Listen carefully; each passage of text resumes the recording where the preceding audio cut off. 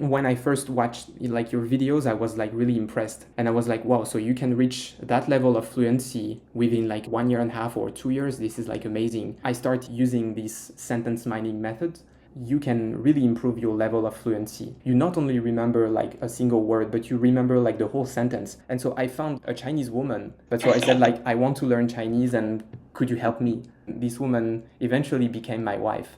Clement is a language learner from France who's learnt Mandarin for just 2 years after being inspired by my channel. Like many of the viewers of my channel, he was originally doubtful about whether he could replicate my success of learning to speak fluent Mandarin, but having used some of the methods that I describe on the channel, the results completely surpassed his expectations and he has reached an incredible level of Mandarin. So let's find out exactly what he did to do it. 真的很高兴认识你 Clement， 你能不能先用中文自我介绍一下？好的，好的。大家好，我叫 Clement，然后我非常荣幸接受你的采访。我是一个法国人，然后中文的话我已经自学了2年了，然后我目前住在台湾，然后做了一个人工智能工程师的工作。So everyone can see how impressive Clement's Chinese is. He's only learned for 2 years, and it's a really amazing level to reach. So I'm really impressed. So you've only been learning Chinese for 2 years. Why did you start learning, and what were your goals at the beginning? Can you tell us a bit more about that? Yeah, that's a good question. So in the beginning, I didn't have like really precise goal. I was just like really curious about learning Chinese, because before starting learning Chinese, I haven't been involved. Like I haven't been into language learning, and so I just like discovered Chinese. I think it was because I've seen like some Chinese. I saw some Chinese characters outside when I was in France, and I was like, wow, this is really Yeah. like really mysterious to me. And I've also heard that a lot of people think that Chinese is one of the most difficult language to learn and to master in the world.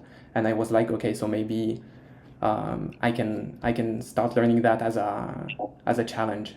And what did you kind of start doing at the beginning? So when on the first day that you learned Chinese, how did you go about doing it? Oh, in the beginning, it was like totally in a mess. I was like just browsing the internet, trying to find like some material, like some courses. Because now, fortunately, we have a lot of resources on the internet. I think it's really good, but it's also really bad because you have a lot of information and you don't know where to start because everyone has its own opinion about like learning Chinese and stuff like that. And in the beginning, it feels like you are completely lost. Yeah. But then fortunately I found like a course which was made by a French guy who is Oh, I like see. fluent in Chinese, and he said that it's really important to master the basics first before trying to learn a lot of words or trying to read a lot of books or just like watching some TV shows made for native speakers. You have first to focus on pronunciation and the very basics. Yeah. So I started like spending a lot of time trying to practice pronunciation, especially the tones, because the pronunciation is like completely different from French or even like from English. It was totally different. And basically in the beginning it was like very hard. Like I think like for the first few months I just tried to practice like pronunciation as much as I could and trying to learn new words, but just like the very basic words. And eventually I just became like tone fluent. At least I could like. Like you could use the tone, you knew how to pronounce all of the tones well. Yeah, Like you kind of exactly, but it was start just like mixing. for isolated words, you know. It's like when you Yeah. have to make a sentence, then then it again like it's in a mess again because your Oh, tones are not accurate anymore because you have to produce like a whole sentence, and this is so difficult. And in the beginning, I was like super frustrated with that, and I was like, how can I, how can I improve that? And yeah, actually, I don't, I don't really remember how it happened, but I think it's just you just like practice every day, and yeah. then you will master it. But you have to practice a lot. Definitely. Yeah, yeah. I think it is your kind of success stories a really good example of like why you should focus on pronunciation at the start and spend a lot of time doing it, which a lot of people sadly don't do. They like kind of neglect pronunciation until they've learned for like years and years and then go back and correct it all, which is a lot harder. So yeah, I think we both kind of did something similar there with like really focusing on pronunciation from the start. Just a bit more about speaking Chinese in general. So a lot of people are really scared of speaking Chinese, especially early on. And you're an example of someone who you know, started speaking really early on. How did you get over those initial barriers and worrying about speaking and these kind of different concerns that learners have? How did you go about doing that? Yeah, so that's a good question. In the beginning, I hadn't too much opportunities to speak Chinese with other people because around me I had like no Chinese friends at all, and so I was kind of my own. So I was just trying to listen some podcasts on the internet, trying to find like some this like well-known like so-called like comprehensible input, and I I was just see. yeah, and I was just trying like to imitate like native speakers, yeah, and maybe we can discuss more about like imitation later if you want, because I think it's like Yeah. super important, especially if you don't have anyone around you that can practice with you. But yeah, yeah, in the beginning it's like it's very difficult to like to speak, because I think first you need a lot of input. You need to have a lot of input because in the beginning you don't have like sufficient like words to express Yeah. yourself, and this is very difficult. But then I just decided like to find some native speakers to talk with, and then you just have to do it. You just have to maybe you're afraid of speaking like in public, maybe you think that people will judge you, but when you actually do that, it's not like that. At least like Def- people will yeah. be like super friendly and trying to help you as much as they can. And if you can do a language exchange, it's like if the native for example, you find a native Chinese speaker who is not fluent in your mother language, you can help him and he will be very happy too. So you can it's more like an exchange. And when I first watched like your videos, I was like really impressed because my Chinese level was not really good at that time. And I was like, wow, so you can reach that level of fluency within like just like 1 year and a half or 2 years. This is like amazing. And so I was like really impressed. And then I just like this. I just watched the videos that you made about the flashcards, like the effective way to use flashcards. Because in the beginning, I've read like some tutorials on the internet about Anki, and most of the time it's like you just these tutorials will just tell you you have to catch like new words, and then you put them into your Anki deck, and then you review it, and so then maybe if you are motivated enough, you can review up to like maybe 200 words per day. But Yeah. this is really ineffective, and I have been doing that for months. So of course you know new words, so in the beginning you feel that you are improving, but the problem is that you cannot use these words at all. Like when you have to Yeah. speak, when you have to produce whole sentences, it's impossible. I think it's like learning in context is like super important. And how did you Yeah. use the learning in context? Can you tell me a bit more about that? Like, how did you go about doing it? So we talk a lot about sentence mining here. Like, did you use sentence mining? Was that a method you used, or how did you go about it with the Anki? Yeah, definitely. So it was about like 1 year ago, and so I watched your videos, and so I started like using this sentence mining method. And so so for example, it's like very simple. It's like you just start like watching a TV show or a podcast, and then every time you just encounter a new word, you just put it into your Anki deck, but you write the whole sentence and then you hide the word, and you have to guess it when you review the flashcard. And so when you are in this process of learning the new word, it's like this is like super efficient. And then you will see that you can really improve your level of fluency because of that, because you not only remember like a single word, but you remember like the whole sentence. And if the podcast or the TV show was from like native speakers, this is like this is 100% natural way of speaking. I also wanted to ask because you mentioned that you've mentioned before that you've moved to Taiwan recently for work and have been living there. Have you found any, because with your accent in general, it's like kind of towards mainland accent. So how have you found that, like moving to Taiwan and like adapting to the kind of like the Taiwan style of Mandarin? Have you found that hard, or has it been? I'm really interested to know. Yeah. So of course, you have a lot of you have quite a bit of differences between like the Chinese, like the mainland China Mandarin and Taiwanese Mandarin. First, it's like the accent. It's like it's like the Taiwanese accent is more like close to what you can hear in the southern part of China, hopefully. Yeah, so it's kind of difficult because most of the time Chinese learners will only be used to listen to like teacher's accent, and this accent is like really standard. It's like the standard Mm, Chinese Mandarin, and so when you hear new kind of like new accents, mm, it can be very difficult in the beginning. And so when I moved to Taiwan, mm. like the first, like I think the first few weeks, it was very difficult like to communicate with locals. I Yeah. think with like young people it was much easier, but Mm.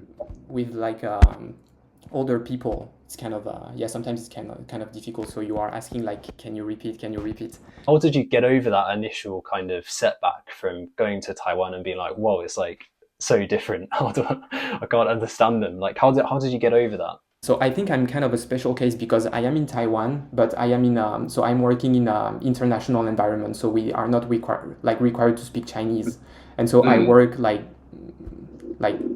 during all the week, and so Mm. I don't really speak Chinese with like Taiwanese like locals, yeah. Mm. But yeah, I think it's just like you just go outside and you start speaking with locals, and then you hear more and more, and then you will somewhat like get used to that. And I'm really interested as well because obviously you work full time, you're a busy person, and you've managed to reach this level of Chinese in 2 years when your work is all in English. Like, how much time did you actually spend doing Mandarin every day? Like, how did you structure that to reach this level in 2 years? So in the beginning, so to be honest, I spent like a lot of time. The first few months after I started learning Chinese, I spent a lot of time, like maybe like 3 to 4 hours, or maybe even more, like practicing pronunciation, trying Oh to wow. Mm. trying to learn new words, trying to Mm. I'm, and I think you mentioned that as well. It's like talking to yourself. Yeah, Yeah. yeah, this is really helpful. So for the first few like months, you're doing 3 to 4 hours a day, lots of pronunciation practice, learning new Yeah. words, lots of input. Then what happens Yeah. from there? Yeah, and so then I got like a little bit bored of like talking to myself, and I decided like Yeah. to go outside and trying to find some locals. So this story, so at that moment Mm. I was still in France, and so yeah, Yeah. and so I found like a Chinese woman, and she was Mm. also trying to learn French in France, Oh, and so we started nice. like Yeah. doing like, and so I just and so I just like talked directly to her like in Chinese, but it was like really in a mess. Yeah, but so I said like, I want to learn Chinese, and could you help me? And then she Mm. was like, okay, but you have to help me like in French as well. And I said, okay. And then we started like talking in Chinese, talking in French. And then this woman eventually became my wife. No way! That's amazing. I have an advantage because I can speak like with my wife like pretty much Mm. every day. But in the beginning, it was because a lot of people will think so. Okay, so you are fluent in Chinese because you've met like because your wife or your girlfriend or your boyfriend is, Yeah. yeah, is a native Yeah. speaker. But in the beginning, I was only able to talk in English with her, especially when you have to talk about Yeah. like important things or stuff like that. But so Yeah. you still have to like to spend a lot of time like learning by yourself. Yeah, you Mm. will not Of course. like naturally pick up the language. Definitely, I think that's a really good point as well. Like I've obviously got a similar situation. Like I'm lucky in the fact that I can speak to my girlfriend in Chinese every Yeah. day, and a lot of people will like give me loads of comments being like, "Oh, the only reason you're fluent is because you've got a Chinese girlfriend." When I like met my girlfriends, like having learned Chinese for 2 years and already being fluent, so it meant like it just meant Yeah. Chinese helped me like get a girlfriend, not the other way around. It wasn't that like I learned Chinese because of my girlfriend, and I think that's a similar thing with you, Clement. Like that's it. Exactly. It Yeah. would definitely help, but you've put so much effort before you even met your wife that like you'd already laid a really good foundation. Yeah, it's like I've noticed that our background is kind of like more or less similar, and so I was like, yeah, okay, Yeah. yeah. Mm. Oh, Clement, it's been so good speaking to you, and it's so amazing that we've got such a similar background with language learning. Just for a final question, what would you recommend learners of Mandarin that are watching this channel? What would you recommend for them to do to improve their Mandarin and get better at speaking? I would, yeah, I would say to them that first you have to be. It's like you have to have like a clear goal. Like if you really want to master Chinese, it's okay in the beginning if you are just curious about the language and just like because you want to discover something new. But on the long term, I think it's really important like to have like a precise goal and know the why. Why do you want to learn Chinese? And then it's really important like for motivation. And then also I think it's really important like to be patient, because in the beginning, I think I burnt out like several times, especially in the beginning, because I was like trying to learn too much and it was really difficult, but I was like kind of pushing myself like a lot every day. And so, and I think like in the long term, it's not really efficient at all. So you have to be patient. I think you mentioned that in one of your previous videos. It's like more like a marathon. Yeah, definitely. It's like consistency is going to beat intensity. Like if you learn really intensely for like a short period of time, you'll burn out and forget everything. Whereas if you're consistent, like, definitely. At least for me, it takes time. And even if you see like people on YouTube like that are really fluent, you have to understand that it didn't happen like in a few days or in a few weeks or even in a few months. It's like learning consistently for several months and several years, and then you will reach this level of fluency. So I think it's really important, like just like focus on the basics first. I think it's really important, because then, as you mentioned earlier, if you have bad habits, it's much more complicated to fix them after, like for example for pronunciation, because you have already reached like this kind of level of fluency. But then if your pronunciation is not really accurate, it's much more difficult to adjust it later.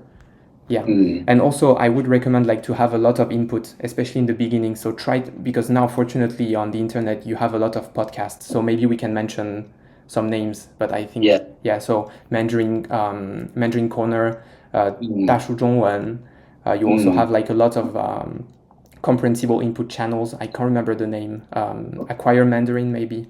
And I also think that it's really like I'm Learning Mandarin is like a super great podcast, especially because you can hear a lot of stories from Chinese learners, and you have like super helpful methods to learn the language.